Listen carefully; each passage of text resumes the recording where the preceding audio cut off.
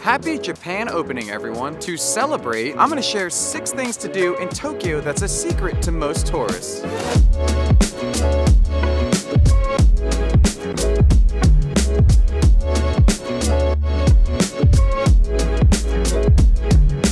With Japan's borders recently opening, I'm sure everyone's beginning to plan their trips and looking for things to do in Tokyo. Everyone's probably looking up all the famous spots like Shibuya Sky, Asakusa, Shinjuku's Golden Gaie, and many other famous Tokyo sites. But with any famous spot comes tons of tourists and packed streets, which can be overwhelming and can detract from what's supposed to be a beautiful experience. However, because you found this video, you're in luck. Today, I'm going to share 6 things to do in Tokyo that are hidden from the common tourists. These places are a perfect blend of unique and memorable Japan experiences without the wall of tourists blocking your way or distract you from being fully immersed in Japan's atmosphere. So come with me and let's explore Tokyo's hidden gems. The first spot on the list is Gotokuji Temple, otherwise known as the Manaki Neko Temple. This temple is located in Setagaya, which is about a 30-minute train ride from the bustling Shibuya station. However, in just 30 short minutes, it almost feels like you've been transported to a different region of Japan entirely. Everything is just so quiet and peaceful, but most importantly, almost completely free of tourists. We went here on a Sunday, but it felt like a weekday because of how few people were here. Aside from the lack of tourists, this temple is very unique in its own right. As soon as you enter, you are greeted by a beautiful pagoda, and further in, you can take a peaceful walk through the temple grounds and take in all the serenity. But of course, what makes this temple so famous is the Manaki Neko statues. Believed to be the temple where the famous Manaki Neko or luck-inviting cat myth originated.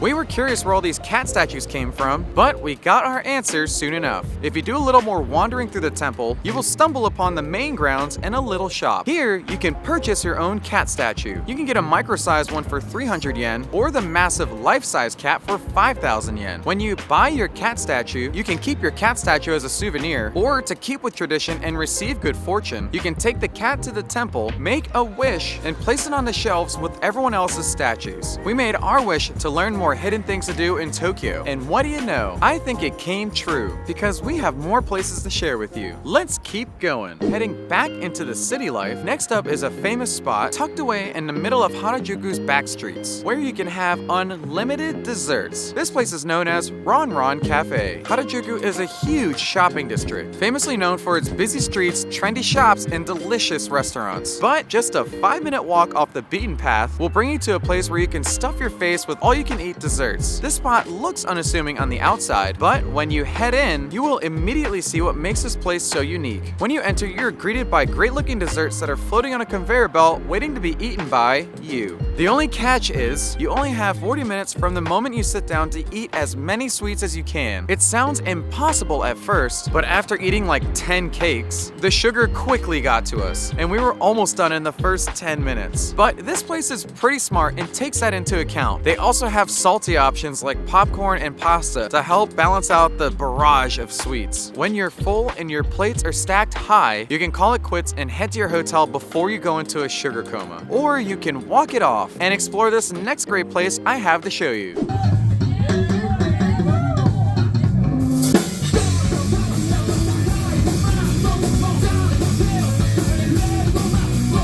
Next up is what I like to call the hidden Harajuku of Tokyo. I would say it's even better than Harajuku. It has stylish shops, amazing food, and even an underground music scene. All of this without the tourists. This place is none other than Shimokitazawa. Only a 20-minute train ride from Harajuku itself, Shimokitazawa is famous for its trendy clothing shops, almost all of which are secondhand thrift shops. At these stores, locals mix and match all different types of clothing for cheap. But unlike most thrift stores, all of the clothes are in great condition and look nearly brand new. Here you can dress to impress in all different styles for a fraction of the price. Along with dozens of trendy thrift shops, Shimokitazawa is also known for having some great food. My personal favorite is this place called The Pizza. This place alone is reason enough to give Shimokitazawa a visit. Being an American, it should be no surprise that I love pizza. I've even been to New York and tried the city's world-famous pizza, and I will tell you, this place is almost on the same level of quality and taste. The pizza has a perfect balance between the sauce and cheese and is perfectly cooked. Not only that, they also have several different types of American beers and drinks to choose from. So if you're not American or have always wondered what a great pizza is supposed to taste like, then I recommend you stop by this shop and try it out. Lastly, if you are up for a little adventure or enjoy seeing underground bands play live music, then Shimokitazawa is the perfect place. Just down the street from the pizza shop are what look like unassuming bars or shops. But just through these doors or down these stairs, you'll find bars with awesome music venues and stages to play live music. Here you can see small and upcoming bands perform for the crowd. Being to a few of these venues, I can say the energy is amazing and something you should try even if you don't know what the music genre will be. And because the small venues are so personal, when the bands are finished, you can talk to them and even share a drink with them. Shimokitazawa is truly a unique neighborhood that has the same to offer as Harajuku, but without all the tourists. Next on the list is another place full of sweets, but not exactly the sweets you might be expecting. Next up, we have Dagashi Bar. Dagashi Bar have two locations that can be found in Shinjuku or Shibuya. Like Ron Cafe, you can have unlimited sweets for 2 hours. This place also has all you can drink to go with the candy, kind of like milk and cookies if you think about it. However, these sweets are a little different. While Ron has the typical sweets and desserts to choose from, here at Dagashi Bar, you can take your pick of famous Japanese candies that date back to the 1980s. But don't worry, the candy itself wasn't made over 40 years ago. These candies are made fresh. The rules here are simple. You grab a table, order a drink of your choice, and then for 500 yen, you can get all the candy you want for 2 hours from the candy bar. You can get all types of flavors here, from normal things like marshmallow candies to not so normal ones like onion chips and even shrimp and mayonnaise candy sticks.